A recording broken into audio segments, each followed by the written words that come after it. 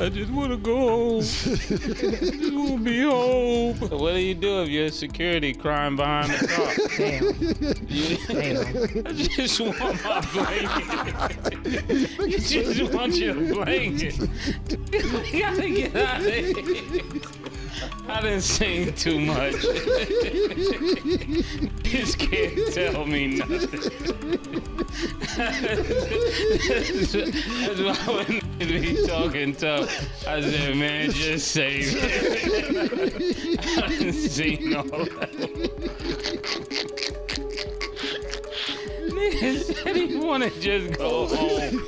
Oh, and be in his blanket. He's like, what? But he there for security. You're never gonna be in this position. I just want to go home and I just want to be under my blanket. Oh, we gotta get out of here. God, you get me out of here. I'm never fooling with these niggas. In a jaw-dropping podcast moment, Mase and Cameron couldn't hold back their laughter as they shamelessly mocked Gene Deal. The man who was supposed to protect Biggie tonight, he was gunned down. Their jokes? Brutal. They ridiculed how Gene, Diddy's personal bodyguard, never even pulled his weapon. Not one shot fired while Biggie took his last breath. Trying to picture your facial reaction to watch this woman go home. Yeah. Oh, shit. Yeah. If my security holding me down in Cali, is somebody, the number one rapper in the world, get killed, you're telling you, I just need to want to go home. And the second top artist in the world, which is Mase, about to be number one. That's what I'm saying. I wonder his face, because I'm like, if y'all let me do that to Big, I don't stand it. Naturally, the internet exploded, and Gene Deal wasn't letting that slide. He fired back at Mase with a savage warning. If you've got something to say, be a man and grow some balls. Just like that, the tension reached a boiling point. If you gonna say something, be man and motherfucking never to name names. When I tell a motherfucking story rap, I tell it with the names. These niggas I ain't worried about none of this shit, dog. Because it can happen to anybody. If they can get motherfucking Martin Luther King, if they can get the President Kennedy, they can get to anybody. It's easy to tell a motherfucker the truth than to call me a lie. Everybody trying to go viral. Everybody trying to go viral. Everybody trying to go viral out here. Yeah. Trying to shift the spotlight, Gene didn't just defend himself. He threw shade back. He reminded everyone that Mase was nowhere to be seen that night. Why? Because, according to Gene, he already knew something dangerous was about to go down and hid. Laugh and lie about the situation. Let's get into it, bro. I want to get into this. Prior to the Peterson Museum, Mase and Stevie J went to a celebrity basketball game. They let the dudes, I don't know if it was the dudes from the Dog Pound, it was the dudes that was Crips. They let Stevie J and Mase know, we want Puff and we want Big. Mase felt like he was safe, laying down there, throwing up West Coast signs with them. Mase came back from that game. He let me know and he let Puff know.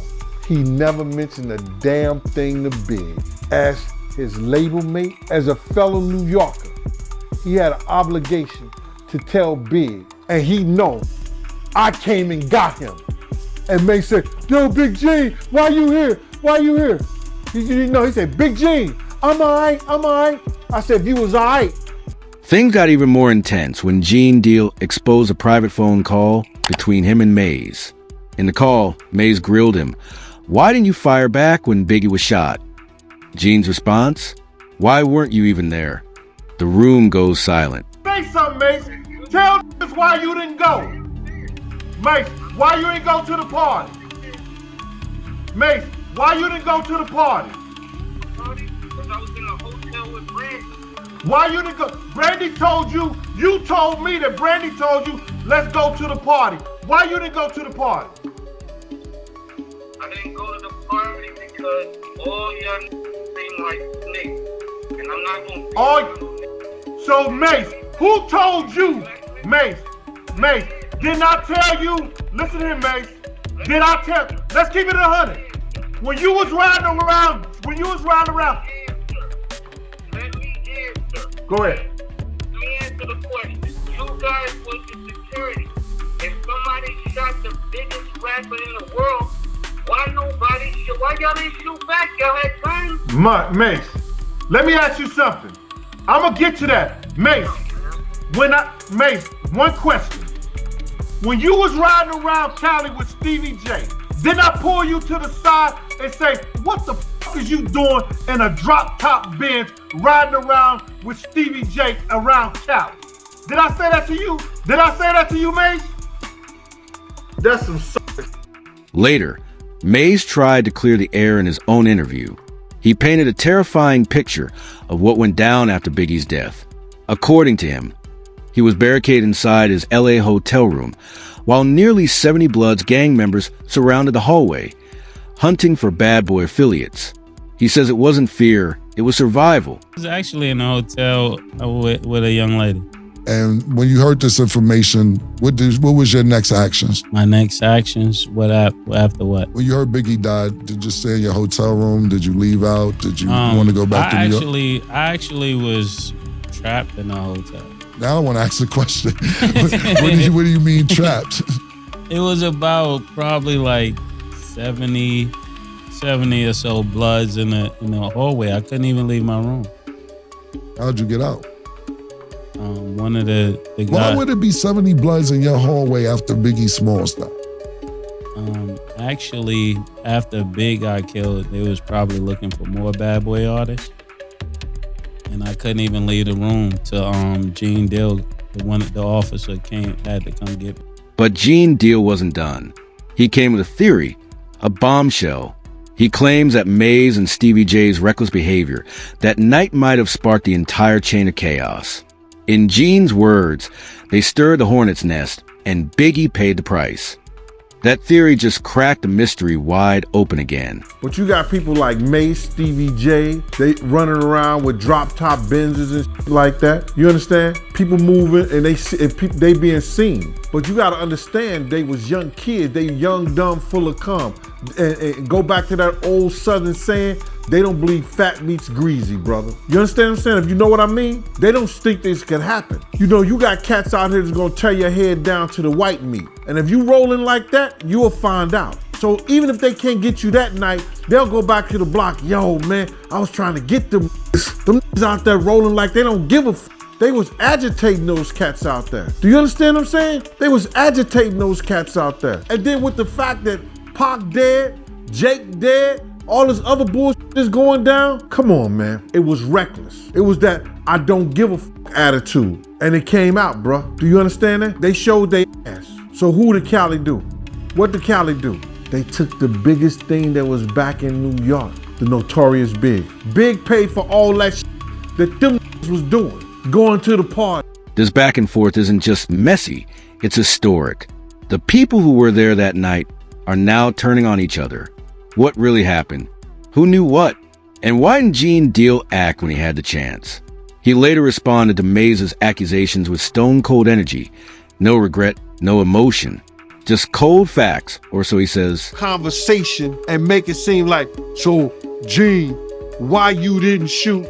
Listen to me. It wasn't because Big wasn't my principal. He knew the fact that we had blew the light and we was halfway down the block, crossed the light, and then when the first shot went off, our driver took straight off. I'm screaming at our driver because he was told that somebody was pointing a gun at Big and them. He should have just threw the car in reverse.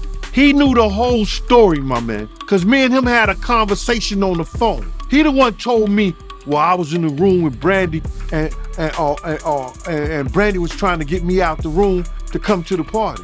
So I felt that was kind of weird. So she said Brandy was calling me trying to get me out the room to come to the party. Well, you was in the room with Brandy.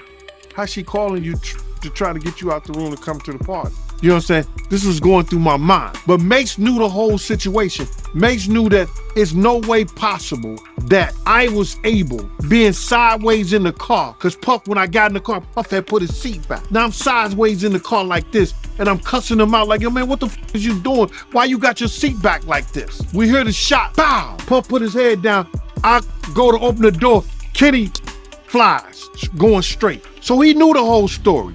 What I supposed to do? Put my gun out the window and just start shooting like this? When the car had already turned the corner, it came out of parking space. So he knew the story, bruh. He was trying to just divert the attention of, well, why security?